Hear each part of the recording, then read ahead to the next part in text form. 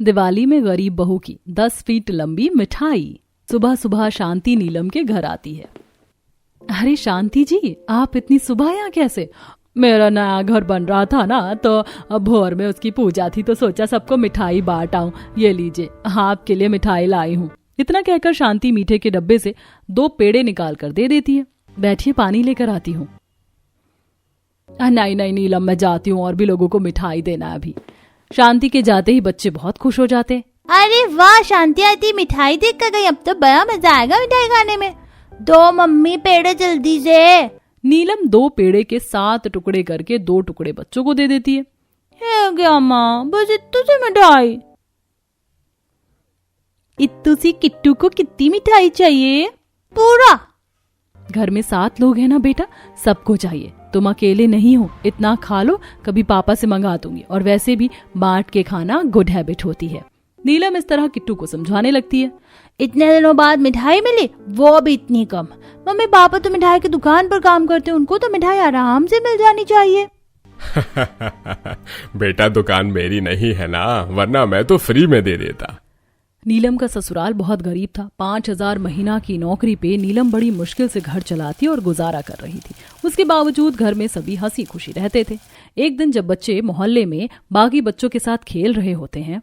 अब तो दिवाली आ रही है, पता है रितु और डिम्पी, मेरे घर पर इस दिवाली में बेसन और बूंदी का लड्डू बनेंगे। बस लड्डू बनेंगे? मेरी मम्मी तो मिल्क केक और मावा बर्फी बनाने वाली, साथ में बादाम भोग भी बनाएंगी। मेरे घर पर तो बालूशाही और काला जामुन बनने वाला है। मेरे घर तो जलेबी बनेगी, जिसको भी दही जलेबी खाना हो तो आ जाना। वैसे सुनो और किट्टू, तुम्हारे घर इस दिवाली क्या बनने वाला है? हमारे घर तो अभी डिसाइड ही नहीं हुआ, लेकिन तुम्हारे घर जो बनेगा तुम लोग हमें खिलाओगे ना? हाँ, मुझे वो मावा बर्फी और दही जलेबी बहुत पसंद है। शक्ल देखिए गरीबो अपनी। हमने पूछा, अपना तो पता नहीं, और हमारे यहाँ जो बनेगा उसके लिए इनके मुंह में पहले से ही लाल टपक रही है। अरे जाओ गरीब टीचर कहीं के, हम तुम्हें अपने घर पर बनी मिठाई क्यों खिलाएंगे? सही कह रही है डिम्पी, ये किट्टू सोनू हर साल हमारे यहाँ मिठाई खाते हैं, और इनके यहाँ से हमें दिवाली में एक शक्कर पारी भी नहीं मिलती। इस बार हम नहीं खिलाएंगे तुम्हें मिठाई, चलो जाओ यहाँ से गरीब कहीं के। मोहल्ले के बच्चे सोनू और किट्टू को वहां से भगा देते हैं। दोनों रोते हुए घर आते हैं और अपनी माँ को सारी बात बताते हैं। तुम्हारे यहाँ मीठे में क्यों कुछ नहीं बनता मम्मी? पापा इतनी बड़ी दुकान में काम करते हैं। आज पापा आएंगे तो मैं पापा से कहूंगी हमारे लिए मिठाई लाने के लिए। ये बच्चे इतने मासूम हैं, इन्हें कैसे समझाएं कि इनके पापा इनके लिए रोटी ही कितनी मेहनत से कमाते हैं, मीठा तो बहुत दूर है। सही कहा माँ जी आपने, अभी तो राशन भी खत्म है, आज तो बस दाल चावल में ही गुजारा करना होगा। जिसके बाद नीलम बचे खुचे राशन से दाल चावल बनाती है। तब तक कवि भी घर आ जाता है खाने के समय। ये क्या माँ, फिर से वही बहाने वाली दाल और खीर जैसे चावल? मुझे तो खाने ही नहीं खाना मम्मी, जब देखो तब कभी पतली सी दाल बना देगी, कभी सूखी रोटी और चटनियाँ प्याज ही खिलाएगी। दूसरे के माता पिता उन्हें खीर पूरी मावा मिठाई कलाकंद रसगुल्ले खिलाते हैं, और आप लोग ढंग का खाना भी नहीं खिलाते। ऐसा नहीं कहते बच्चों, भैया कितनी मेहनत से कमा कर लाते हैं ना। ऐसा नहीं कहते तो कैसा कहें बुआ? बहुत बोलने लगी हो तुम दोनों, चुपचाप खा लो वरना दोनों को बहुत मारूंगी। माँ के डर से दोनों बच्चे चुपचाप सिसकियां लेते हुए खाना खाते हैं और सोने चले जाते हैं। वहीं रात में अजी दिवाली आ रही है, लोगों के घर में दिवाली की तैयारियां शुरू हो गई हैं। बच्चे भी तंग कर रहे हैं मिठाई के लिए। तुम्हें तो पता है मैं जहाँ काम करता हूँ वहाँ का सेठ कितना खड़ूस है, और पगार बड़ी मुश्किल से मिल जाए वही बहुत है। अब चलो सोते हैं, कल मुझे जल्दी जाना है। अगले दिन कवि जल्दी उठकर काम पर चला जाता है। वहीं नीलम उसे कहना भूल जाती कि राशन खत्म हो गया, जिसके कारण सारा दिन घर पर कुछ नहीं बनता और सभी भूखे रहते हैं। वहीं किरोड़ी मल की दुकान पर, अरे और थोड़ा सा पाम तेल मिलाओ।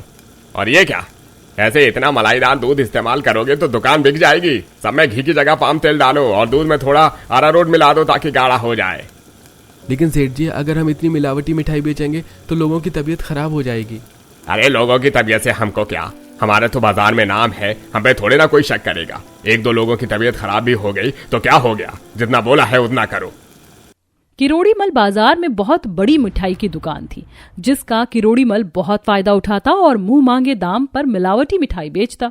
वहीं दुकान पर कवि जब मिठाई बेच रहा होता है, भैया ये कैसी मिठाई देते हो, इतनी महंगी है, ऊपर से ये खाने से मेरे बेटे को डायरिया हो गया। आपने ही कुछ उल्टा सीधा खिलाया होगा बच्चे को।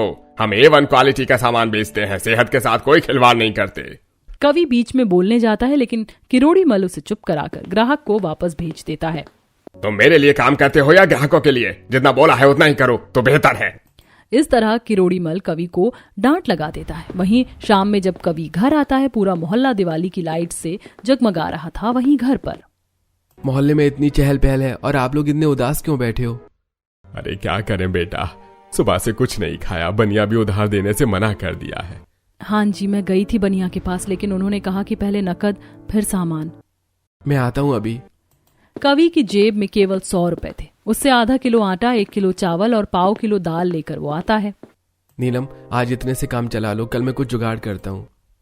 नीलम कवि के लाए थोड़े से राशन में सभी के लिए फिर से पतली दाल और चावल बनाती है और आटा सुबह के लिए रख देती है। न जाने कब तक ऐसे दिन देखने होंगे। बेटा तुझे क्या हुआ, तू भी बड़ा चिंतित नजर आ रहा है। किरोड़ी मल मिठाइयों में मिलावट करता है, जिससे लोगों की तबीयत खराब हो रही है और मैं सब देखकर भी कुछ नहीं कर पा रहा। मुझे खुद पर गिल्ट होता है। इन्हीं कारणों से तो अमीर और अमीर होते जा रहे हैं और गरीब गरीब ही रह जा रहे हैं। कवि सेठ की इन हरकतों से काफी दुखी था और किरोड़ी मल का ये एक दिन का नहीं था, ये उनका रोज का था। मिठाइयों में मिलावट करके खराब सामान ग्राहकों को देना और ग्राहकों के साथ विश्वासघात करना, ऐसे ही दिन बीत रहे थे। किरोड़ी मल को अब ये डर था कि कहीं कवि उसकी पोल पट्टी ना खोल दे। फिर एक दिन, अरे ओ किरोड़ी मल काका, ये कैसी मिठाई बेचते हो आप? सारी मिठाइयों में मरी मक्खी है। अरे दुकानों का जरा सा नाम क्या हो जाता है, लोग ग्राहकों को उल्लू समझ बैठते हैं। अरे नहीं नहीं, ये कोई गलतफहमी नहीं हुई है। हम ग्राहकों की भावनाओं के साथ नहीं खेलते, हम प्योर मिठाई बेचते हैं। सनम मिठाई का डब्बा खोलकर दिखाती है। जब यही बात है तो ये क्या है? पूरी मिठाइयों पर मरी हुई मक्खी चिपकी थी और पाम ऑयल की स्मेल आ रही थी। अब मैं क्या करूं? अब तो ग्राहक के सामने इमेज चली जाएगी। क्यों न सारा इल्जाम इस कवि पर डाल देता हूं। वैसे भी इसे मेरे काले चिट्ठे के बारे में अच्छे से पता है। कब ग्राहक के सामने मुंह खोल दे कोई गारंटी नहीं है। जिसके बाद किरोड़ी मल सारा इल्जाम कवि के ऊपर डाल देता है। अरे क्यों रे कवि, तू मेरे ना रहने पर दुकान में मिठाई में घोटाला करता है क्या है? ग्राहकों की मिठाई के साथ हेरफेर करता है। देखिए बहन जी, ये सब इसकी गलती है। मैं पुलिस में कंप्लेन करूंगी, कंज्यूमर कोर्ट में आपकी कंप्लेन करूंगी। अरे नहीं नहीं, ऐसा मत करो। अरे गलती इसकी है तो सजा जो देनी है इसे ही दे दो। जिसके बाद किरोड़ी मल कवि को ग्राहकों के हवाले कर देता है और ग्राहक उसे खूब पीटते हैं और किरोड़ी मल उसे काम से निकाल देता है। कोई कवि को उसकी बात रखने का एक मौका भी नहीं देता। चेहरे पर और हाथ पर चोट के निशान लिए कवि घर आता है। ये सब कैसे हुआ जी? सब किरोड़ी मल की चाल थी मुझे काम से निकालने के लिए। जिसके बाद कवि घर वालों को सारी बात बताता है। उसे यह डर था कि मैं उसकी पोल पट्टी न खोल दूं और तो और दिवाली का बोनस न देना पड़े, मेरी 1 महीने की सैलरी न देना पड़े, इसलिए उसे कंजूस ने ऐसा किया। अब क्या होगा हमारा बेटा? जहां दिवाली में लोगों के घरों में दिए जल रहे हैं, हमारे घर में अंधकार फैलता जा रहा है। इसी तरह दिन बीतते हैं। कवि की नौकरी छूट जाने के कारण अब घर में और तंगी छा जाती है। कवि जगह जगह काम की तलाश में भटकता है, लेकिन उसे कहीं भी काम नहीं मिलता। वहीं घर पर खाने को एक दाना नहीं, जिससे परेशानियां और बढ़ रही थी। माँ जी, मैं सोच रही हूँ क्यों ना मैं ही लोगों के घरों में झाड़ू बर्तन के लिए जाया करूं। वैसे भी दिवाली आ रही है, लोगों को साफ सफाई के लिए काम वाली की जरूरत होगी, इससे कुछ पैसे ही आ जाया करेंगे। मेरा मन तो नहीं करता कि घर की बहू काम करे, लेकिन जब पापी पेट भूखा मरे तो इससे बेहतर है कि एक दूसरे की मदद की जाए। तू जा बहू। जिसके बाद नीलम काम की तलाश में निकल पड़ती है। वो कई जगह काम मांगती है, लेकिन उसे कहीं काम नहीं मिलता। वहीं शाम के समय जब वो घर लौट रही होती है तो वो देखती है कि एक बूढ़ा आदमी अपने तबेले से 5-6 गायों को छोड़ रहा होता है। अरे बाबा, आप ये क्या कर रहे हैं? इतनी सारी गाय आप ऐसे ही छोड़ दे रहे हैं? अब मैं क्या करूं बेटी, मैंने जीवन भर अपने तबेले में काम किया, बच्चों के लिए खूब मेहनत की, पढ़ाया लिखाया, विदेश भेजा उन्हें। अब बेटा विदेश जाकर मुझे ही भूल गया। मैं अकेला इतना बड़ा तबेला संभाल रहा हूँ, अब मेरे बस की बात नहीं है। एक भैंस है मेरे पास, उससे ही मेरा गुजारा हो जाएगा। तो इतनी सारी गायों का क्या करूं मैं अकेला बूढ़ा। अगर आपको ऐतराज ना हो तो मैं इन्हें लेकर जा सकती हूँ। हाँ, गाय तो माता के समान है, इनसे जिसका भला हो जाए वो सुखी है। ले जाओ बेटा। जिसके बाद नीलम सारी गाय अपने घर लेकर आ जाती है। ये देखकर घर वाले हैरान हो जाते। मम्मी, इतनी सारी गाय कहाँ से ले आई आप? हाँ भाभी, इतनी गाय कहाँ से पकड़ कर लाई हैं? अरे हमारे घर में खाने की वैसे भी तंगी है, इन गायों को पकड़ कर लाई है, इन्हें क्या मिट्टी खिलाएगी? माँ जी ऐसा मत कहो, एक बाबा इन्हें छोड़ रहे थे तो मैंने सोचा मैं ले आती हूँ। 4 दिन से सब भूखे हैं, इनके दूध से कम हमारा पेट भर जाएगा।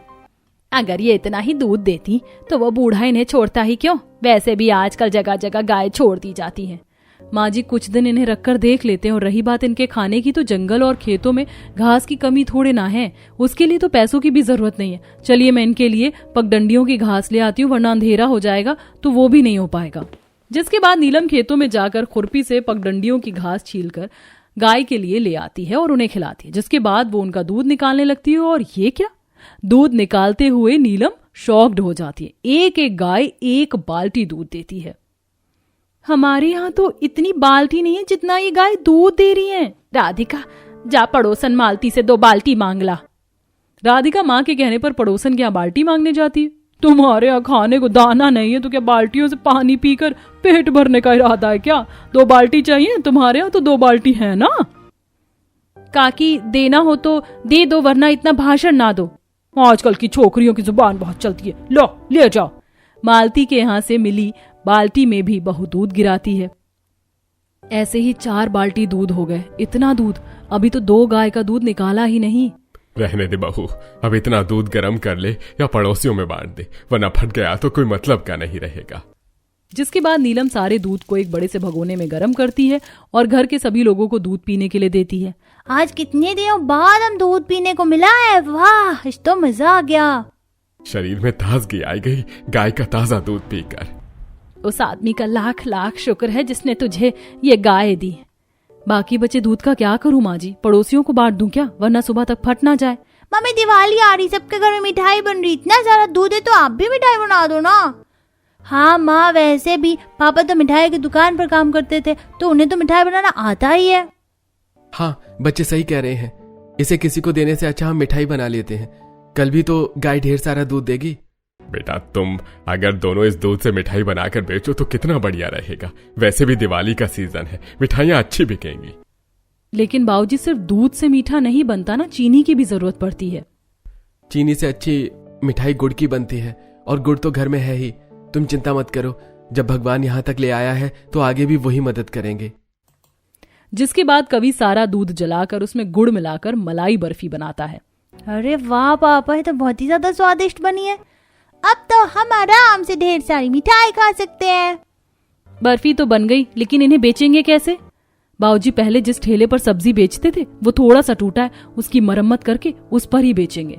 अगले दिन नीलम सुबह जल्दी उठकर गाय के लिए खेतों से घास काट कर ले आती है और गाय का चारा पानी करके दूध निकालती है। उस दूध से कवि और ढेर सारी मिठाई बनाता है। जिसके बाद दोनों पति पत्नी ठेले पर मिठाई सजाकर बाजार में बेचने जाते हैं। क्या बात है, जिसके घर में कल तक खाने को दाना नहीं था, आज वो मावा, बर्फी, मिल्क केक और दूध के पेड़े लेकर बाजार में बेचने जा रहा है। बस आप जैसे पड़ोसियों की दुआएं साथ हैं तो ये तो होना ही था ना। मनीता नीलम को जवाब देकर आगे बढ़ जाती है। बाजार में आज बहुत भीड़ थी क्योंकि दिवाली नजदीक थी। लोग रंगोली, दिया, कंदील की दुकान लगाए बैठे थे और खरीदने वालों की लाइन लगी थी। लेकिन बाजार में नीलम और कवि की मिठाई की नई दुकान होने के कारण वहां कोई नहीं आ रहा था। आधा दिन ऐसे ही बीत जाता है। अगर ये मिठाई नहीं बिकी तो सारा दूध और मेहनत बर्बाद चली जाएगी जी। अभी आधा दिन बचा है, शाम में ज्यादा भीड़ होती है, तुम चिंता मत करो, सब ठीक होगा।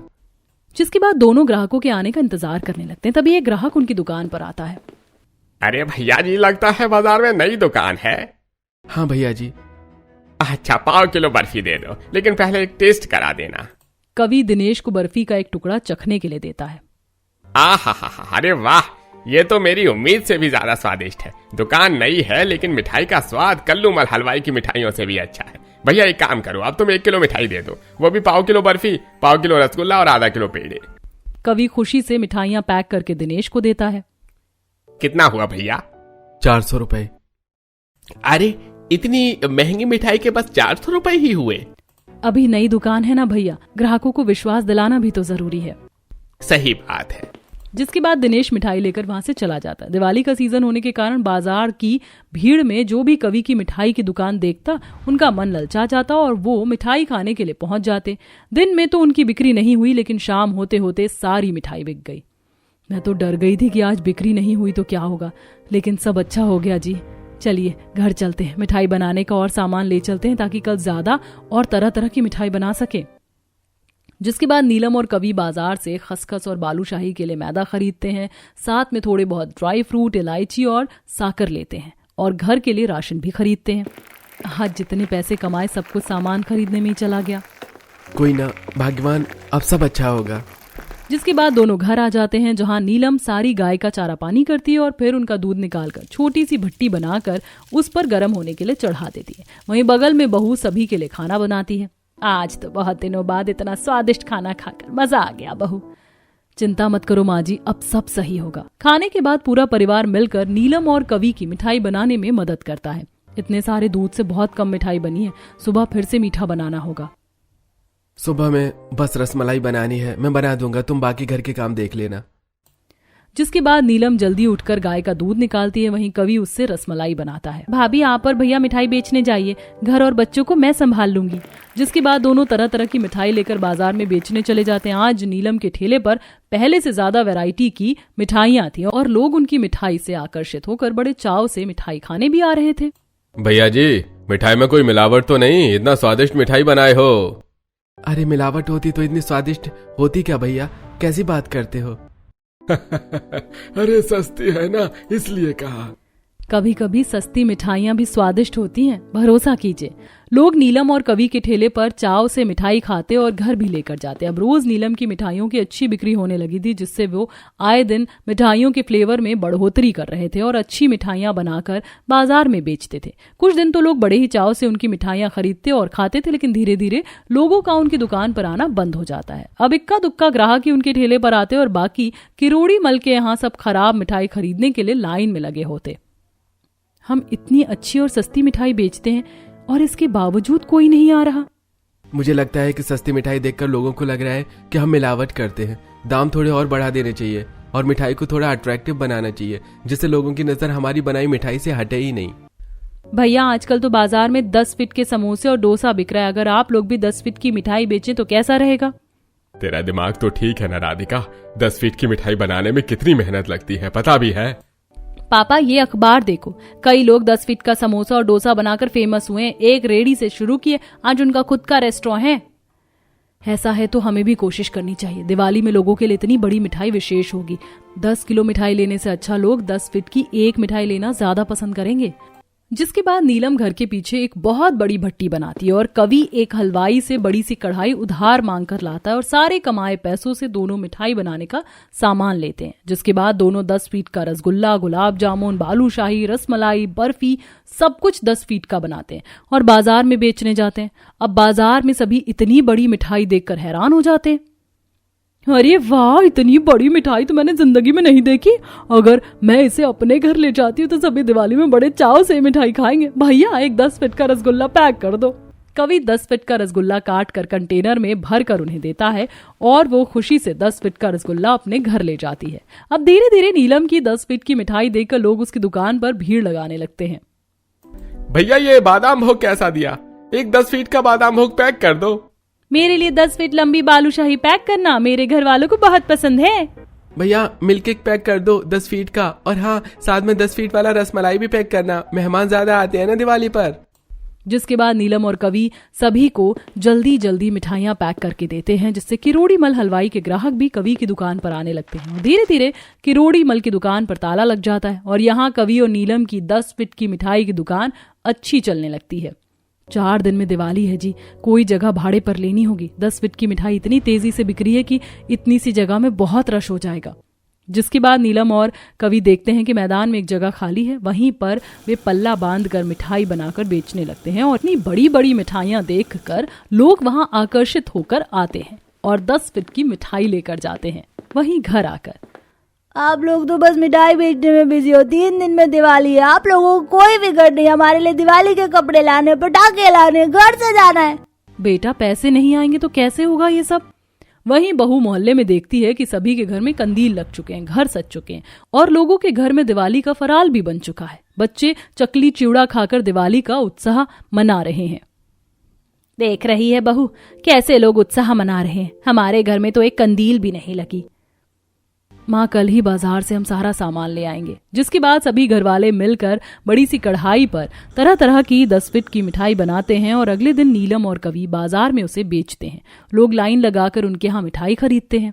मैंने कभी नहीं सोचा था कि हमारे यहाँ लोगों की इतनी लंबी लाइन लगेगी मिठाई खाने के लिए। अजी जल्दी से मिठाई बेचकर दिवाली का सामान भी लेना है वरना बच्चे नाराज हो जाएंगे। दोनों सारी मिठाई बेचकर बच्चों के साथ दिवाली की शॉपिंग के लिए जाते हैं और वहां बच्चों को सुंदर सुंदर कपड़े दिलाते हैं। साथ ही घर वालों के लिए नए कपड़े खरीदते हैं और खुद के लिए भी। कपड़े तो हो गए, अब घर की सजावट का सामान और रंगोली लेनी है। जिसके बाद नीलम और कवि रंगोली, लाइटिंग और कंदील खरीद कर घर ले जाते हैं। देखो दादाजी, दादी जी, पापा मम्मी ने कितना सारा सामान लाया है दिवाली के लिए। चलो भाभी मैं आपकी मदद करती हूँ घर सजाने में। जिसके बाद कवि, नीलम और राधिका मिलकर घर के बाहर लाइटिंग करते हैं और घर के अंदर फूलों से सजाते हैं। वहीं दरवाजे पर कंदील लगाकर रंगोली निकालते हैं। कल तो दिवाली है, बहुत मजा आएगा। कल दिवाली है, कल ज्यादा बिक्री होगी जी। क्यों ना हम कल जल्दी दुकान लगा दें ताकि शाम में जल्दी फ्री हो जाए। हाँ ये ठीक रहेगा। अगले दिन दोनों सुबह तड़के ही मिठाई बेचने चले जाते हैं और दिवाली के दिन तो 10 फीट की मिठाई के लिए लोग पागल हो जाते हैं। दुकान पर इतनी ज्यादा भीड़ होती है कि रिपोर्टर्स तक आ जाते हैं नीलम की 10 फीट की मिठाई को न्यूज में कवर करने के लिए। नीलम जैसे तैसे मिठाई बेचकर घर आती है। आज तो हमारी 10 फीट की मिठाई न्यूज में आ रही थी। अरे तब तो कल पक्का तुम दोनों भी न्यूज में छा जाओगे। जी पापा जी, माँ जी, पापा जी, राधिका मैंने आप लोगों के लिए कल कपड़े लाए थे, ये लीजिए। आप लोग जल्दी से तैयार हो जाओ, मैं भी बच्चों को तैयार करके खुद तैयार हो जाती हूँ, फिर लक्ष्मी पूजन भी तो करनी है। सभी तैयार होने चले जाते। नीलम भी बच्चों को तैयार कर देती है। वहीं नीलम घर के बाहर अपनी बनाई 10 फीट की मिठाई सजा देती है। घर के बाहर बड़ी सी मेज पर तरह तरह की मिठाइयां थी, रसगुल्ले, गुलाब जामुन, बर्फी, पेड़े, बालूशाही, 10 फीट की जलेबी, मावा केक और रसमलाई। इतनी सारी मिठाई देखकर पड़ोसी भी हैरान थे कि कभी ये लोग गरीब हुआ करते थे, आज उन्होंने घर के बाहर 10 फीट की मिठाई सजाई है। मिठाई के साथ चकली, चिवड़ा और शक्करपारे भी होते हैं। पहले हम लक्ष्मी पूजन कर लेते हैं, फिर दिवाली मनाएंगे। बहू बाहर कहाँ जा रही है? लक्ष्मी जी की फोटो तो घर में है। माँ हमारी लक्ष्मी जी तो बाहर है ना। जिसके बाद नीलम अपने तबेले में जाकर सारी गाय की आरती उतारती है और उन्हें हार पहनाती है। हे लक्ष्मी माता, अपनी कृपा बरसाए रहना।